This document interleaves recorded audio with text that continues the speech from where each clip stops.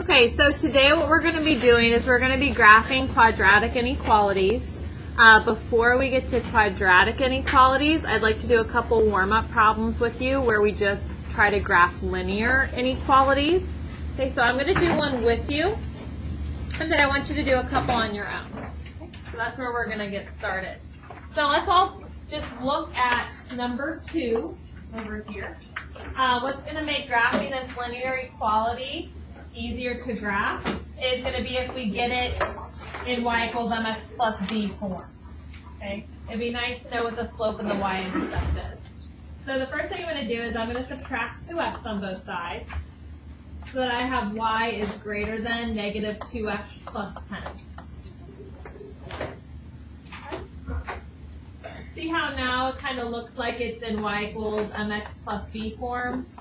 It's just that in this case we have that y is greater than negative 2x plus 10. But looking at this, negative 2x plus 10, what would the y-intercept be? The y-intercept would be, good, 0, 10. And what's the slope? Negative 2. Okay, so I'm going to graph the point 0, 10. And then from the point 0, 10, I'm going to go down 2, right 1, down 2, right 1. And I think that this graph, let's see, 1, 2, 3, 4, 5, 6. It only has 7. It goes up to 7. So 0, 10 is not really going to fit on that graph. So what I'm going to do is I'm going to use intervals of 2.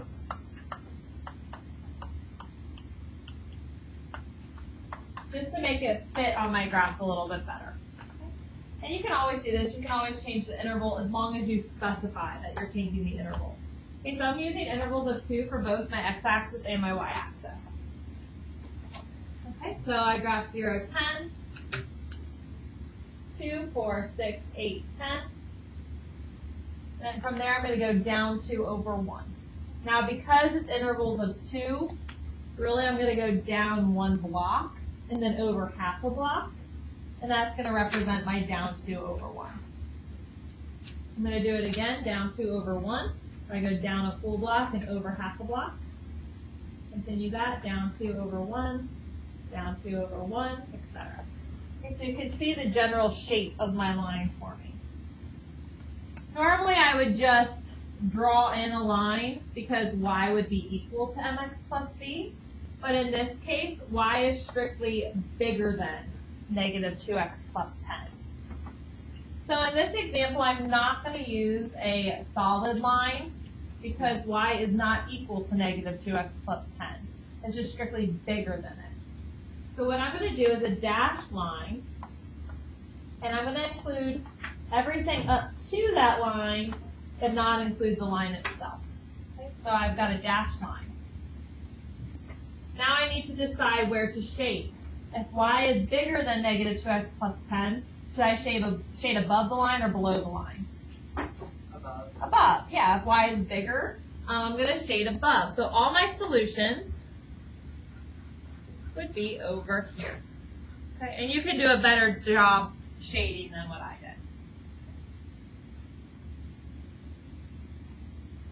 did.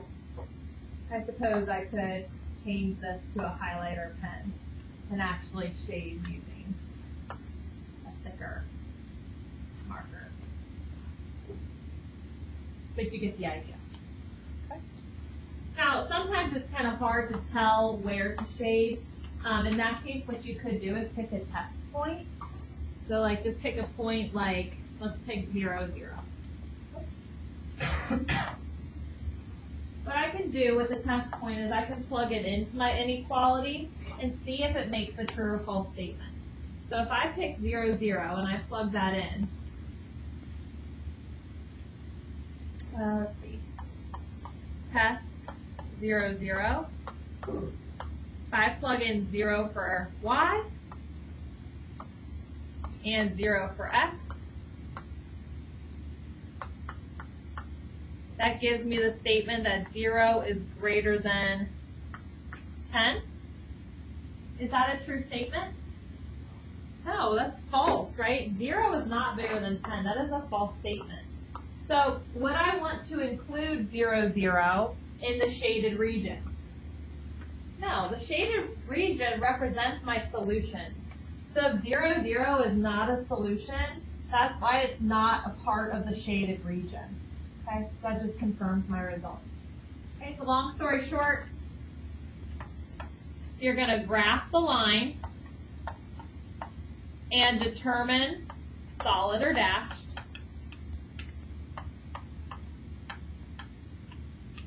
Okay. Then you're going to pick a test point to determine whether or not you should shade above the line or below the line. And then you're going to complete your graph by shading. Okay, so that's kind of this process I go through in order to graph. Okay, so I want you to do the same thing, same process for number 1 and number 3. Okay, so you're doing number 1 and number 3, graphing those linear inequalities. Okay, give you some time to work on that and we'll go over it.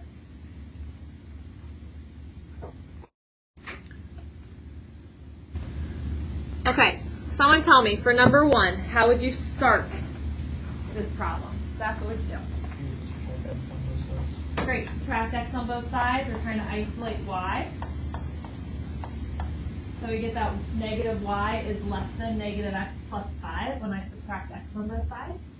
Okay, what else? Divide by negative 1. Great, divide by negative 1 on both sides. So I get y.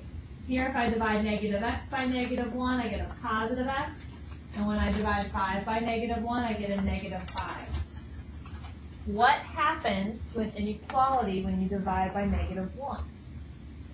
Whoop, it flips. Right? So if this was y is less than before, now we have y is greater than x minus 5. I can see that I've got a y-intercept of 0, negative 5, and a slope equal to 1. So let's go ahead and graph that.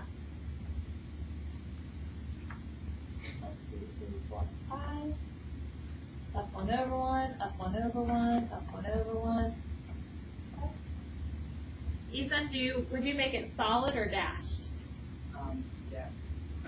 Yeah, I was talking to you. All right, dash. Dashed, very good. This is y is greater than, strictly greater than. Okay? So it is not equal to where that line would be. So in that case, I would make it dashed. Okay. Okay, so that's my first step, graph, solid or dashed. Second step, I have to pick a test point. You can probably already guess where it's going to be shaded, but we pick a test point just to confirm. Someone just make a guess. If it's y is greater than x minus 5, should I shade above the line or below the line? Above. You should already kind of know that it's probably going to be up here. Okay? That's my shading above the line. But I pick a test point just to confirm. So, let's see. Someone pick a test point for me. Let's pick a test point. 1, 2. Okay. I'm going to pick the test point 1, 2, where I'm going to plug in 1 for x into my inequality and 2 for y. So this is going to look like 2 is bigger than 1 minus 5. That would say that 2 is bigger than negative 4. Is that a true statement, that 2 is greater than negative 4? Yeah, 2 is bigger than negative 4. Absolutely. So should my point 1, 2 be a part of my solution set? Yeah, if it makes a true statement, it's part of your solution. So see how 1, 2 does lie within that shaded region? Really, every point in that shaded region would be a solution to the inequality. Okay. Questions? Who can tell me what the line y equals negative 3 looks like? Just with your arms. Show me. Right? Not vertical, it's horizontal. And if you don't know that, just think about the equation. This is saying that every point on this line has a y value of negative 3. That's what this means. Every point on the line has a y value of -3. So think about some points that have a y value of -3. 0, -3, 2, -3, 4, -3. Don't all those points have a y value of -3? When you start graphing those points, it looks like this. 0, -3, 2, -3, 4, -3. Look at the trend. See how it's going to form a horizontal line? And would you make this horizontal line solid or dashed? If y is greater than or equal to -3. It's solid. Very good. Yeah. Anywhere you see equals to, it's going to be solid. Okay. So y was not strictly bigger than -3. It could be bigger than -3 or equal to -3. So in that case, I am going to make it a solid line. And if y is greater than or equal to -3, I'm not only going to make that a solid line, but I've got to shade a certain region as well. Let's go ahead and shade above, just because y is greater than. So I'll go ahead and let's do a highlighter pen. Okay, so it would be this whole region up here as well. Okay. You can pick a test point to confirm your results. Questions about graphing linear inequalities? All right, what we're going to be doing now is graphing quadratic inequalities. The process is really similar. Okay, so it says to graph a quadratic inequality, follow these steps. Step 1, graph the parabola. Make the parabola dashed for inequalities that are strictly less than or strictly bigger than, and solid for inequalities that have that less than or equal to symbol or greater than or equal to symbol. So if it's equal to at all, solid. If it's strictly bigger or less than, dashed. Okay. Once we get an idea of the shape of the parabola, step 2 says to test the point. We're going to test the point to determine whether the point is a solution. It specifically says test the point inside the parabola, but it doesn't have to be inside the parabola. What's going to happen is you can really pick any point, and if it makes the statement true, then you would shade that region. If it makes the statement false, then you would not shade that region. Okay, step 3 says shade the region inside the parabola if the point from step 2 is a solution. Shade the region outside the parabola if it is not a solution. Okay, so we're just trying to determine where to shade. Okay, so this is why I gave you a graphing reference sheet. It's just a recap of all of that graphing information we've been talking about. Okay, vertex. If it's already in vertex form, then the vertex is just HK. If you have vertex form, you just look at the shift left, right, up, down to determine where the vertex is. If the function's in standard form, you could either use -b over 2a to get the x value and then plug that in to get the y value, or you can complete the square to get the equation into vertex form. Okay. I default to using method A just because sometimes completing the square can be tricky. Right? If that b value is odd, ew. If the a value out front is something other than 1, ew. Right? So my default, my go-to is just using -b over 2a whenever I see standard form. When we're talking about the width of the function, if a is 1 or -1, it's going to be the same width as the parent function.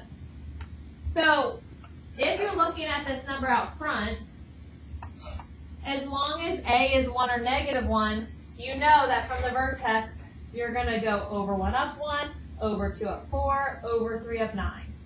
Okay, or if it's -1, you'd go over 1 down 1, over 2 down 4, over 3 down 9.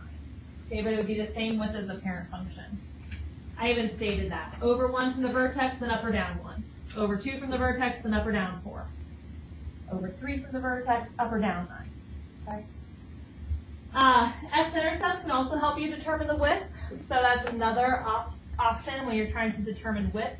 Remember, x-intercepts or solutions can be found by factoring, completing the square, quadratic formula.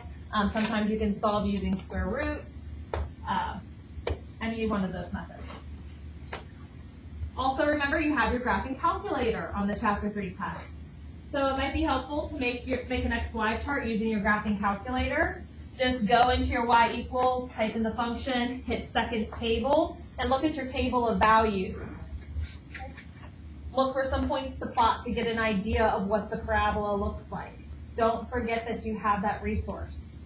Okay, that could be a helpful resource.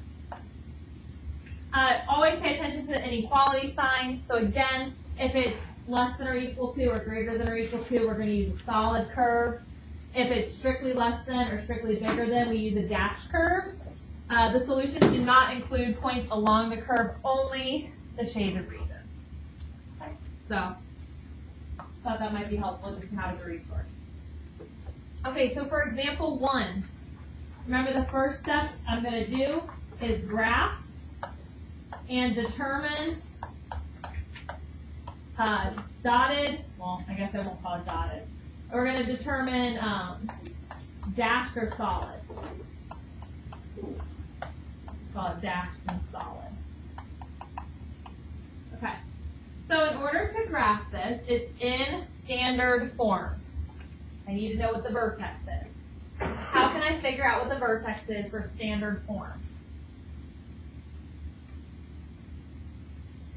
What do I do?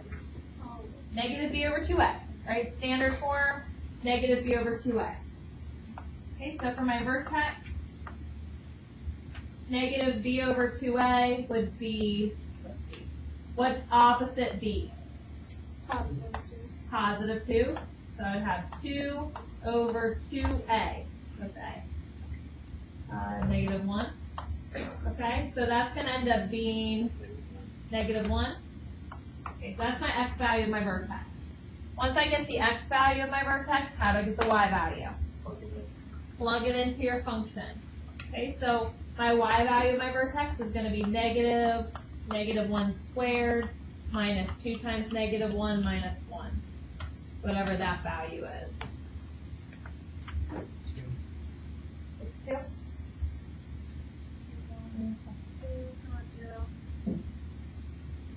Yeah, it would be, I think it would be 0. Because here we would get 1, right? And then that would be negative. So I have a negative 1 plus 2, which is 1, minus 1, 0. Okay, so I get a vertex at negative 1, 0. What other information do we typically like to collect in order to graph the standard form equation? Great, axis, symmetry, and y-intercept. Those were some of the things you filled out on your 3.5 day 2 assignment. Okay, so axis of symmetry is going to be at x equals negative 1. And the y-intercept, how do I find that? Yeah, plug in 0 for x, solve for y. So if I plug in 0 for x, we would have negative 0 squared minus 2 times 0 minus 1. Brian, what would my y output be? Negative 1. Excellent. Okay, so I've got my vertex already graphed. My axis of symmetry is going to be right here. What just happened? I accidentally pressed that. My axis of symmetry is going to be right here. My y-intercept is 0, negative 1. And I can construct the mirror point, right? If my y-intercept is a distance of 1 away from the axis of symmetry, I would have a mirror point, also a distance of 1 away. So that's going to tell me the width of my graph. What else could have told me the width of my graph? What else could tell me the width of my graph? Yeah, the value in front of x squared. See how the value out here in front of x squared is negative 1? That tells me that my graph has been flipped, okay, but hasn't been stretched out or shrunk up at all. No, so I should still be able to go over 1 down 1, over 2 down 4, over 3 down 9. It's the same width as the parent function. So if you wanted additional points, you can see how I've already done the over 1 down 1. But you could even do over 2 down 4, over 2 from the vertex, down 4. You could do over 3 down 9, if you wanted some additional points. But those are going to be some points that kind of guide the shape of my graph. Another option, if you needed to know the width of your graph, is you could find x-intercepts to help you determine your width. Right? How do I find x-intercepts or solutions? I could do factoring, I could do completing the square, there's different ways, quadratic formula, but probably factoring would have been the easiest. I have negative x squared minus 2x minus 1. If I wanted to find the x-intercepts using factoring, I could start by factoring out a GCF of negative 1. That would leave me with x squared plus 2x plus 1 inside of the parentheses that I would need to factor. How would you factor that? Luke, how would you factor x squared plus 2x plus 1?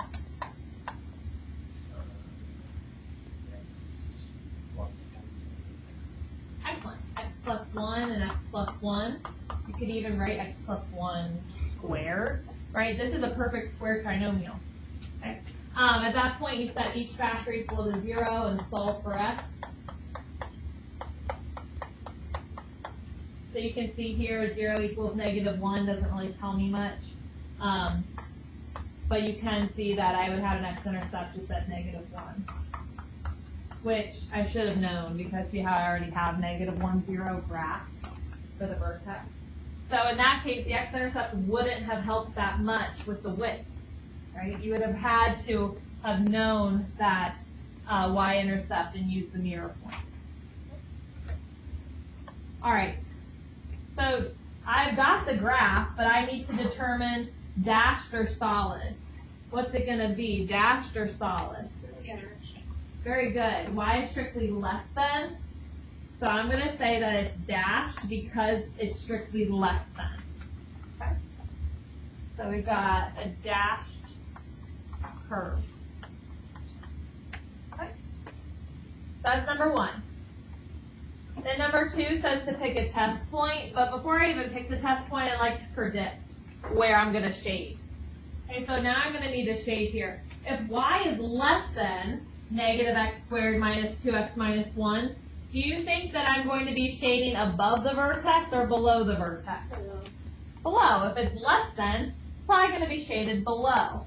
So the shading, I'm guessing, is going to be in here. That's where my guess is. Okay, but I do like to pick a test point just to confirm that. Okay, so let's see. Someone give me a point to test. 0, 0. Yeah, I like 0, 0 because that's easy to plug in. Pick something easy. If you can pick any point, pick something easy. If I plug in 0, 0, I would have, oh boy, come and read it to me. Hand read it to me. 0 is less than, plug in 0 for me. Negative 0 squared.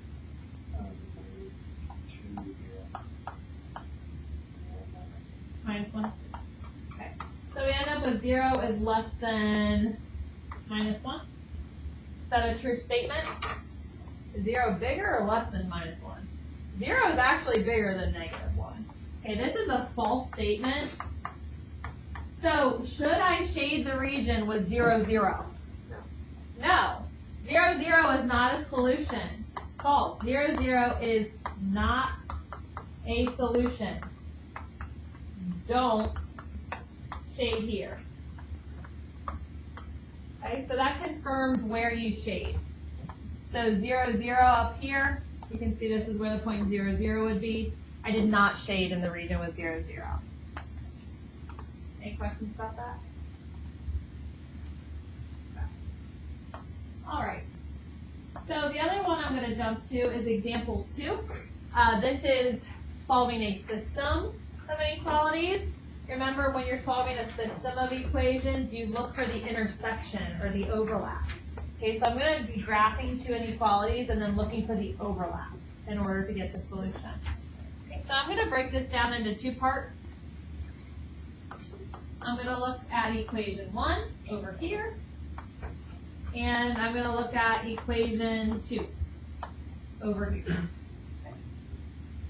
For inequality 1, what form is that in right now? Would you say it's in vertex form or standard form? Huh? Standard form. You could say that it's in standard form. You could write this as negative x squared plus 0x plus 3. And you could use your negative b over 2a. B would be 0, a would be negative 1. You could use negative b over 2a. Could you argue that this is in vertex form? Can you clearly see the transformation to x squared? If I start with x squared, what's the negative out front going to do? Going to flip it, right? And then what's the plus 3 going to do? Move it up 3, right? So you could either use negative b over 2a to get your vertex, or if you want to use an xy chart, you could do it that way as well. I'm going to do an xy chart just because it's something different than what I did in the last example. Okay, so remember my first step is to graph and determine solid or dashed. Okay, so I'm going to do an xy chart.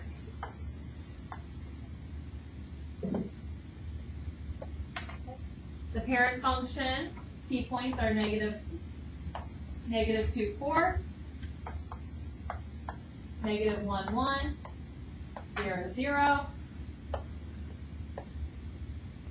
1, 1. My goodness. Let me move this over here. 1, 1, and 2, 4. Okay.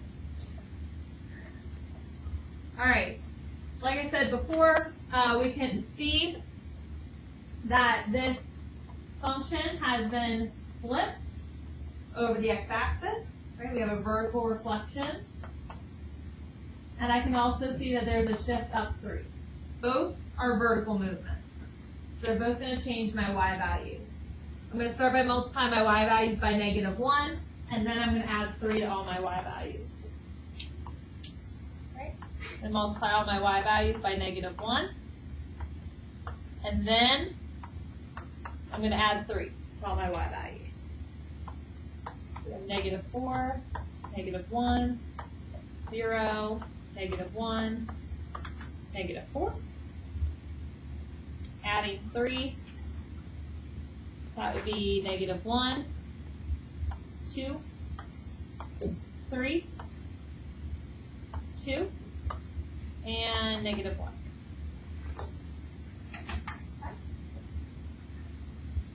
So those are going to be my points that I plot when I do those transformations. Okay. And someone tell me, solid or dashed for equation 1? Dash. Strictly less than. And because it's less than, I would agree that that would be dashed. And my board just froze. All right, so I want you to graph that for me while I'm fixing my board. You graph a dashed curve through all those points.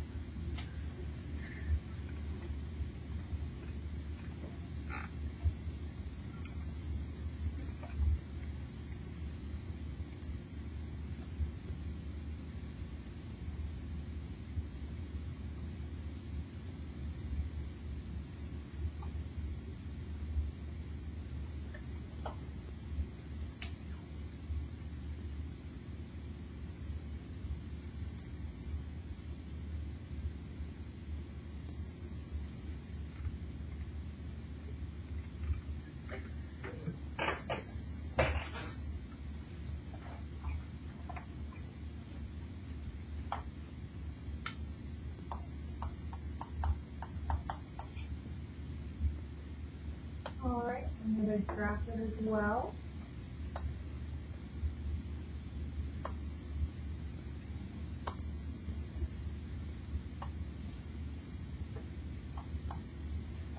Make it dashed.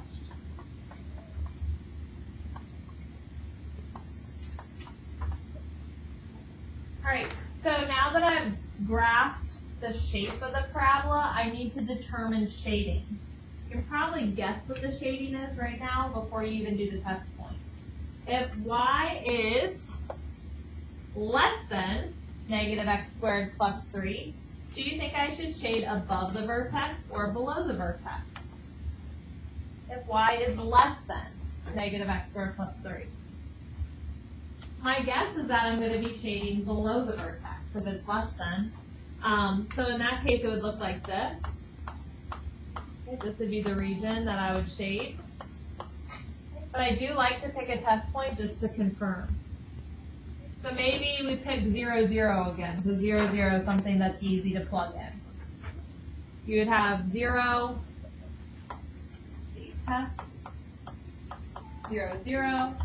You have 0 is less than, now let me read the rest of how you plug it in. Negative, is it negative 0 squared plus 3? Okay. Alright, so you would end up with 0 is less than, that would be 0 plus 3, which is just 3. Is 0 less than 3? Yeah. Okay. 3 is a bigger number than 0, so that's true. So am I going to shade the region that has 0, 0?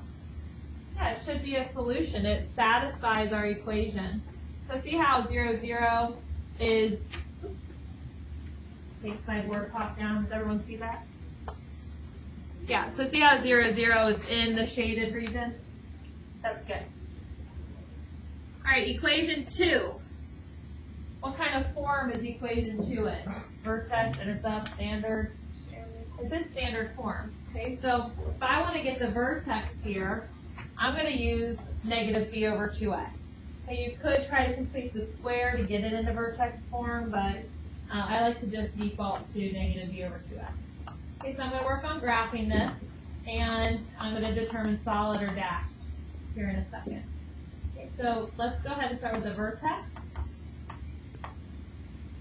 Negative b over 2a would be negative 2 over 2 times 1, so negative 1. And what do I get if I plug in negative 1 into my function? What do I get for the y output? Negative 4? What else do I like to get, what information do I like to collect when I'm doing standard form? Axis of symmetry, y-intercept. Axis of symmetry is going to be at x equals negative 1, and the y-intercept, if I plug in 0 for x, what would be my y output? 0 squared plus 2 times 0 minus 3. That's what would be my y output. 0, negative 3. Yep, negative 3 would be my output. Great. So I'm going to do this one in green. Should I make this one solid or dashed if y is greater than or equal to? What do you think? Solid. Yep. Because y is greater than or equal to. That's equal to is y is solid. So I'm going to graph negative 1, negative 4. 0, negative 3. And I'm really not going to graph my axis of symmetry. I'm just going to imagine it running through the vertex so that I can create a mirror point over here, just so that I can get the width of my graph. What's another way you would know the width of your graph without necessarily needing the y-intercept?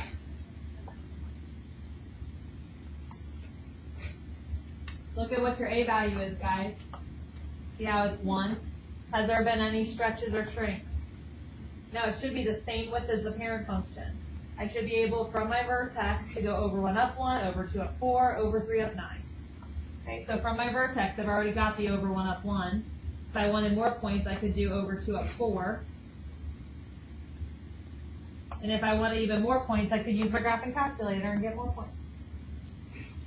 But I am going to make this a solid curve.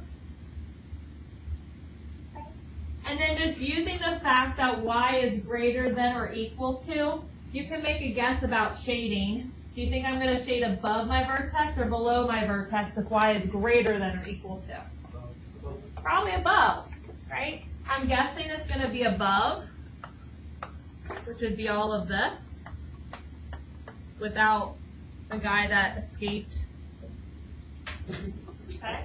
But we should really just pick a test point just to confirm. Okay, so someone give me a test point. Sure. You guys like 0, 0? That's my favorite test point to try too. Okay, so if I pick 0, 0, I would have 0 is greater than or equal to 0 squared plus 2 times 0 minus 3. 0 is greater than or equal to negative 3. Is that true? 0 is bigger than, yeah, sure. Negative 3 should be a smaller number than 0. This is true. So should 0, 0 be a part of my shaded green area? Yeah, look, here it is. You see it? Okay, now, this is a system of equations. Remember, the solution to a system of equations is the intersection, or the overlap. Where do we see overlap in our graph here? See where the green and the blue cross? All of this right here. That is your solution to the system. It's going to be where the overlap is. Okay? Just like if you have two lines, it's the intersection point. If you have two inequalities, that's where all the solutions overlap. If there's no intersection, then there would be no real solution. Good question. Yeah, very good question. All right, any other questions? Okay. Okay. That is going to be where I stop.